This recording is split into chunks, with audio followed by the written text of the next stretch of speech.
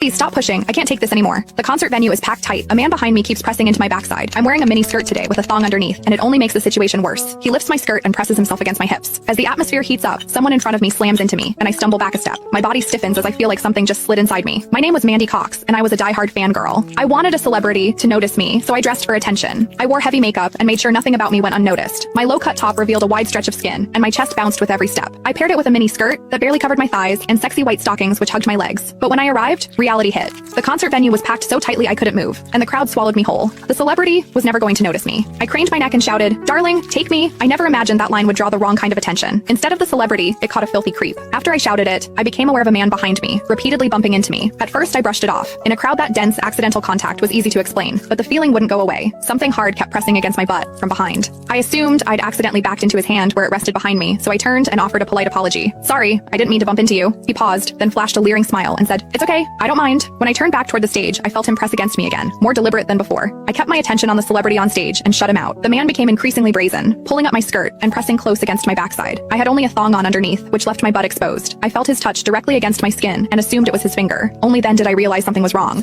The pressure was warm and solid in a way a finger could never be. My mind lurched as the truth hit me. In the 20 years of my life, this was the first time a man had ever molested me. Fear surged through me, sharp and overwhelming, and my body reacted with an instinct to flee, but there was no way to move. The concert floor was packed wall to wall, leaving me stuck where I stood. I drew myself tight, bracing as if tension alone could keep the fear out. As I did, my hips closed around the man's so-called finger, trapping it between my cheeks. An unfamiliar sensation followed, and warmth rose to my face. What confused me was that I didn't recoil from it. There was a muted comfort to it, and against my will, it sparked a faint sense of expectation. The man behind me seemed to take it as a signal. He moved in closer, repeating the motion until the intrusion was unmistakable. I had lived a sheltered life as a college student, and now I was being toyed with by a stranger while surrounded by people. Shame surged within me without warning. I felt the urge to sob, but my throat closed, and my voice deserted me. Worse still, the pressure forced my thong inward and sent a restless, prickling discomfort through my body that wouldn't fade. A quiet, involuntary sound escaped me, and the embarrassment followed instantly. I gathered myself and strained to suppress it, holding it down until my throat tightened. The blaring music and the screams around me drowned everything out. With every eye fixed on the stage, no one was aware of what was happening to me. At the same time,